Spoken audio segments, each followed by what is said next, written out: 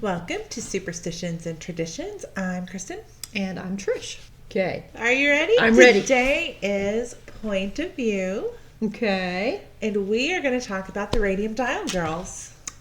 Oh, that is such an important part of history and such a sad. It is. But it's got such a pretty name because that's what we do with sad things. We give it a pretty name. That's right. If I take it and I make it sound pretty, it's not near as bad. Near as rough. Yes. And, doesn't justify the need for OSHA and worker safety laws and all those things like that. Compensation because you have necrosis of the cheekbone, all of that stuff. Yeah. Okay.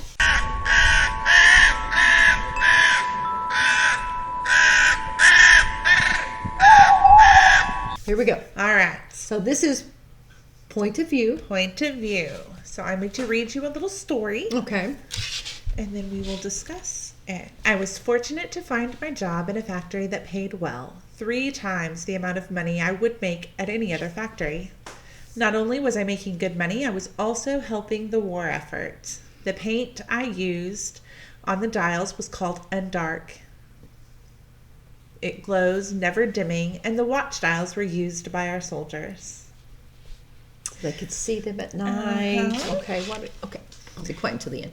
Okay. The painting the tiny numbers on the watch dials was tedious work, but the lip pointing helps to keep the tip of the brush fine, keeping the paint only on the numbers, allowing me to paint more dials without constant cleanup between. I could finish about 200 dials during a typical day, but always strove to get a bit higher. The more dials I painted, the more money I earned. We were paid 2 cents per dial. Oh, okay. This Undark paint also gave me a glow, which on nights out looked beautiful.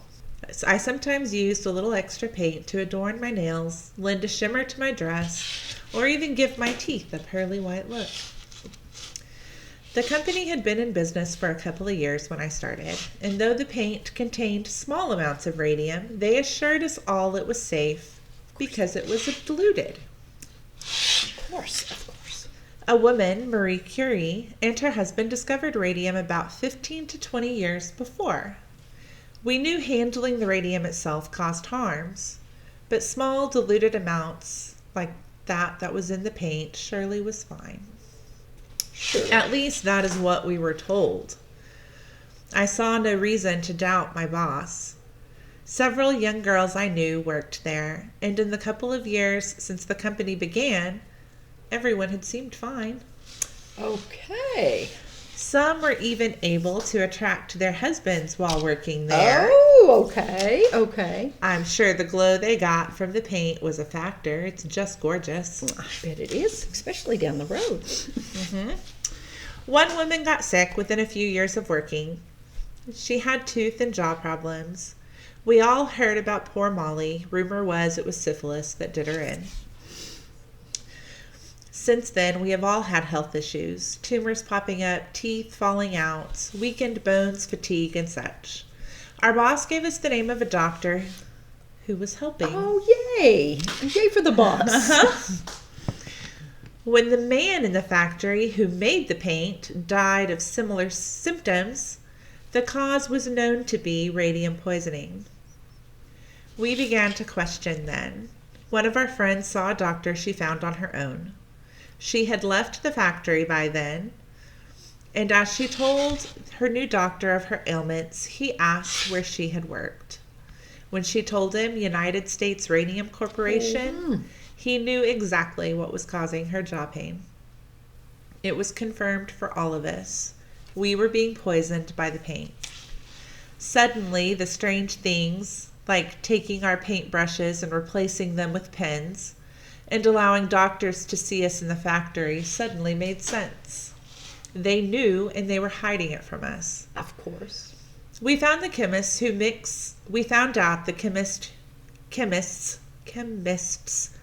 multiple men who were chemists. In chemistry. They worked in chemistry. Chemists. The plural is weird. It's just weird. Sounds like you have a little list. I know. The chemists.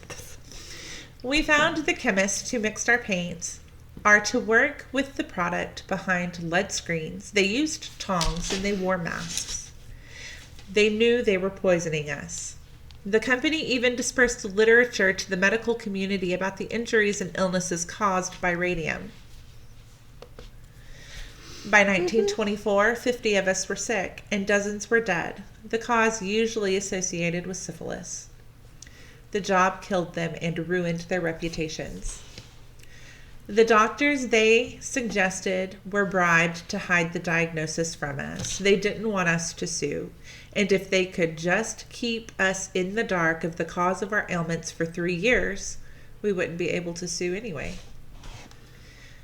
That was relatively easy since most of the symptoms didn't start until a few years after exposure.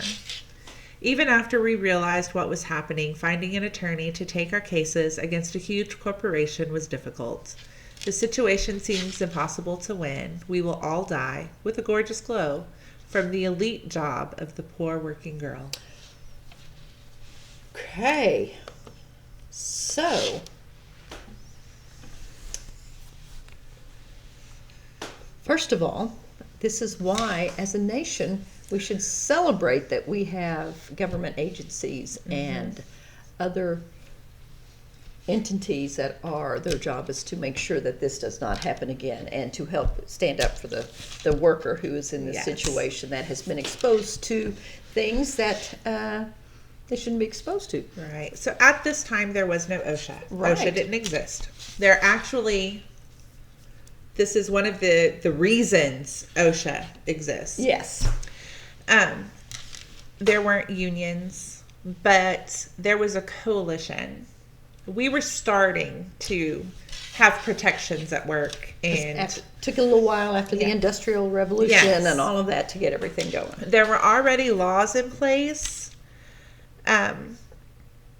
for compensation if you were injured at work. Okay.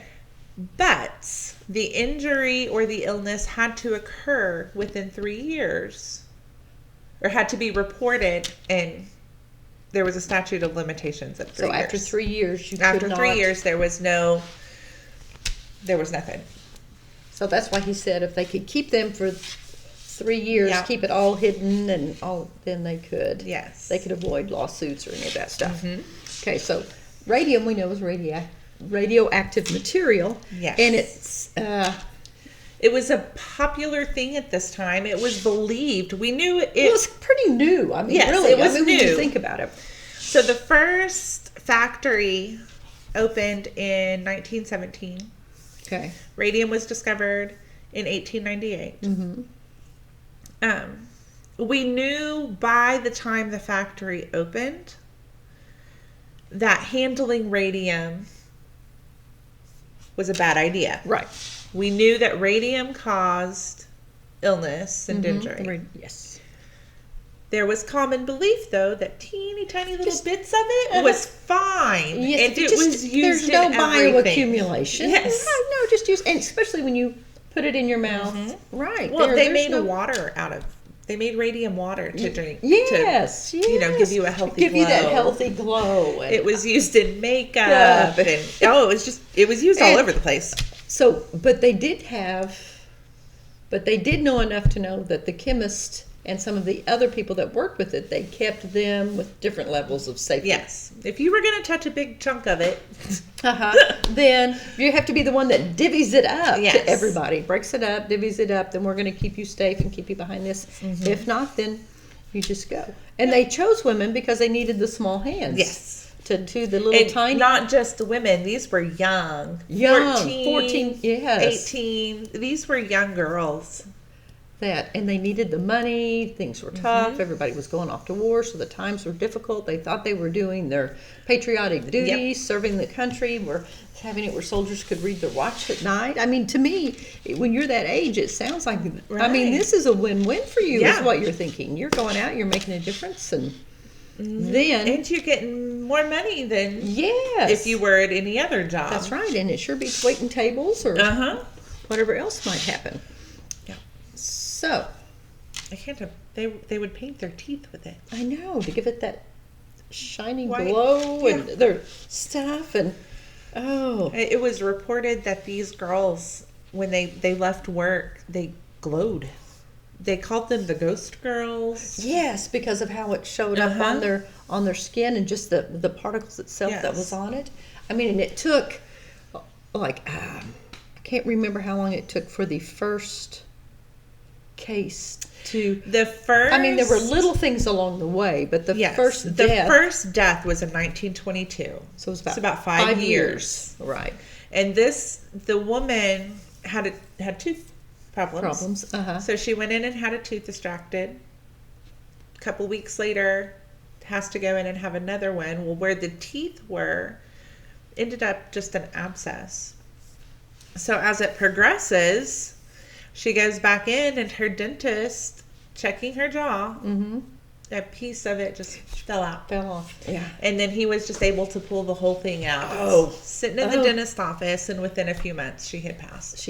And but they still kept it hidden after that. Correct? This was actually, her name was Molly, Maggai.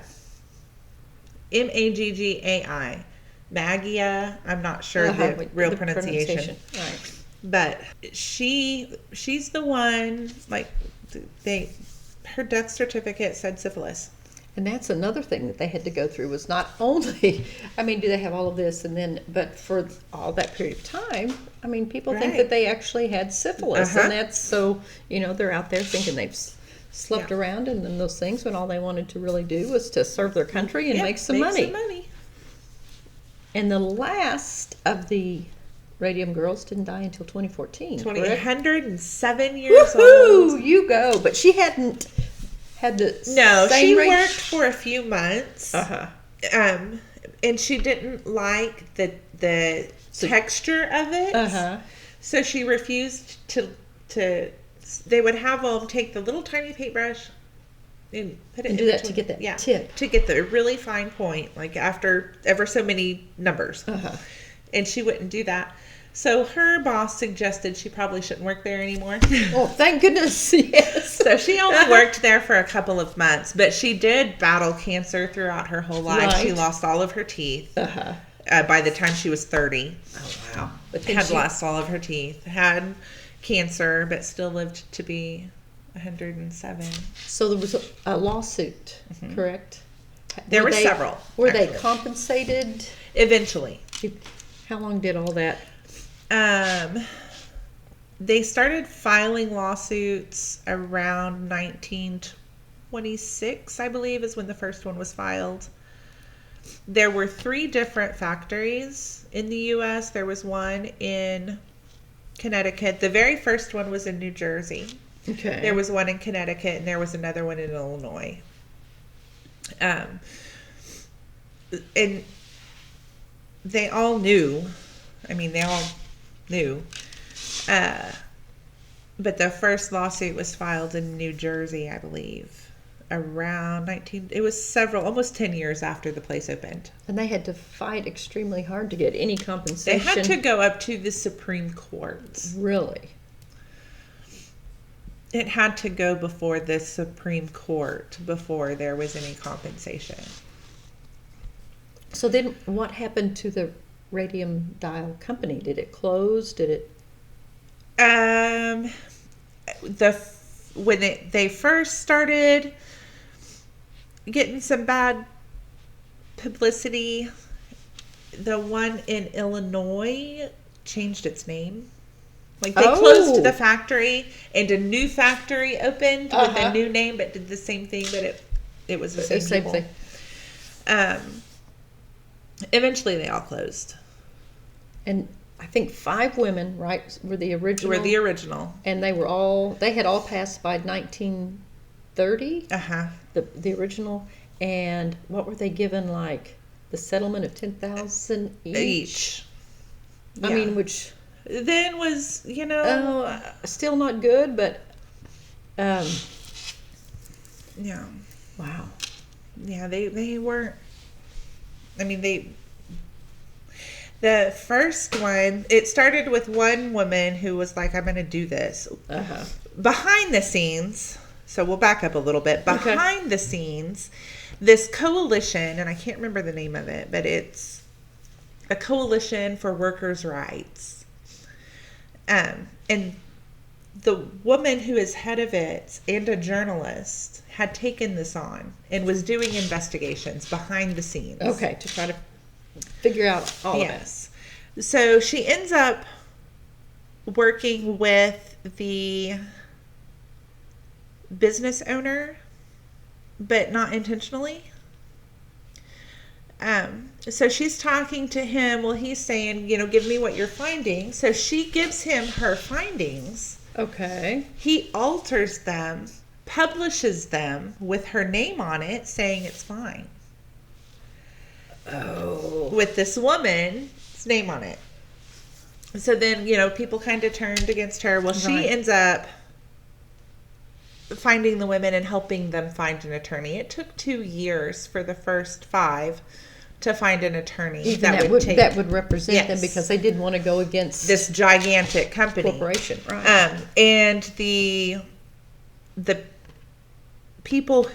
women who were suing the company, the communities around them were angry. This was a big moneymaker. Oh yes, this was their primary business. This was big business there. So it was a lot of tax revenue, and it was a lot of people's jobs. And you're putting a lot of people out of work. And just buck up little campers. And they were angry. Well, this woman, when she finds out that he published this thing with her name on it saying there was nothing wrong, she got all up in his business and fixed that. She said, she found the attorney in Chicago.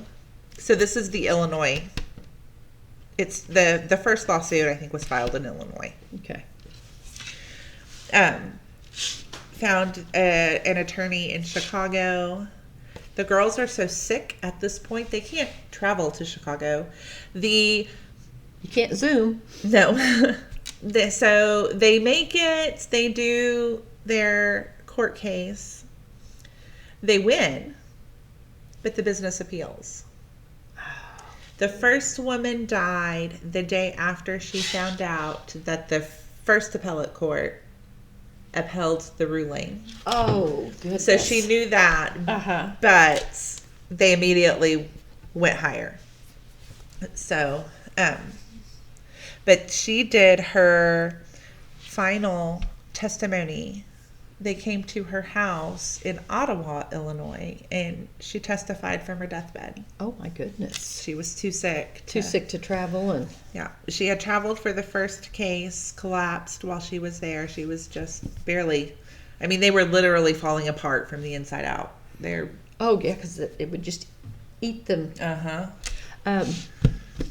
So this is from a point of view, they're positive uses for radium. Right. It is used. It is still used today in cancer. To help treat cancer. Yeah. So, it does have that, but that impact that it had on women's rights and on workers' rights, because that led to the industrial standards for safety improvement in the 1949s, because then it became, it added the suffering from occupational diseases, so that you couldn't they can't just hide stuff from you and have you go work, because that's the way things should be. So, OSHA is, and I know there are differing opinions on OSHA. Right. Some people think, that's gone too far. But can you ever really go too far if you're keeping workers safe? That's one of those questions. It's like, what is too far? Here you have this group of young women, and when I said, the point that you made, that they are truly young women. These are teenage. When you look at it from all those standpoints, it's horrible. And then the fact that they tried to hide it, and then the amount of compensation, and then you want to. You want to think, well, if it had been, if this had been happening with men, would they have responded quicker? But then you look at black lung, which happens with minors and all of that stuff, and how long it took. And asbestos poisoning. There have been so many things hidden. Mercury. Thanks to OSHA.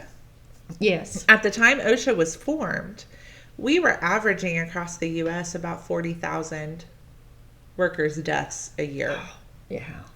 40,000 people were dying every year because of unsafe work. And you think the population was so much smaller then. 40,000 is a high percentage. A higher percentage for the population that we have today. And even today with OSHA, I mean, you can't really say they're going too far when there's still an average of 4,500 deaths a year.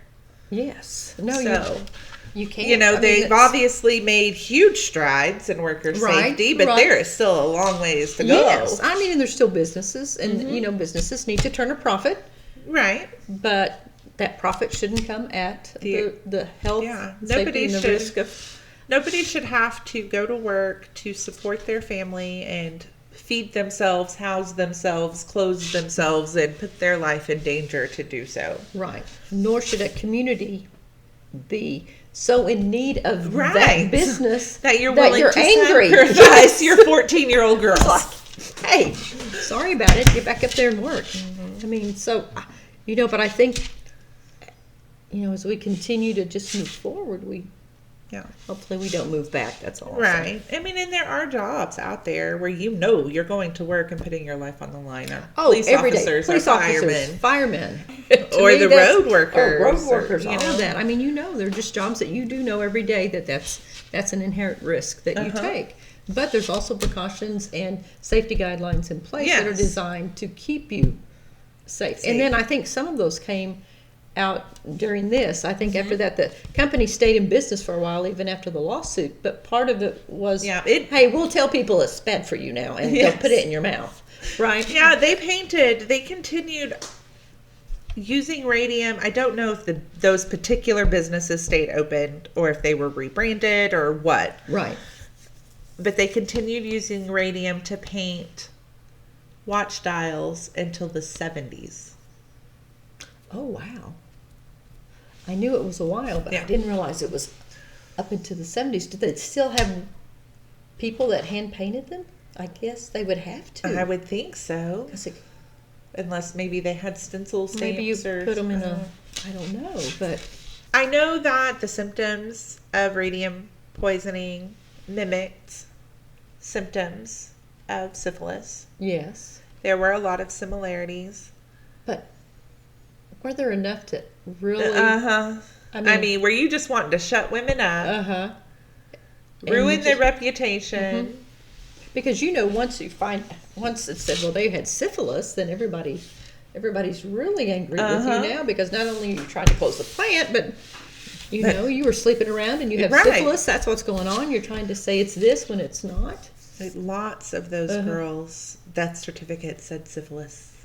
I wonder if they ever went back. I hope so. I would hope they did. I would hope they would too, to go back and find those workers that were known associated with here and go back and change their death certificates. I don't know if they would have to. I don't know what that would entail. I don't either, but surely they could. How sad. I know, it is extremely sad. And you just think about how cute they must have been and the excitement and then, you know, all of that just...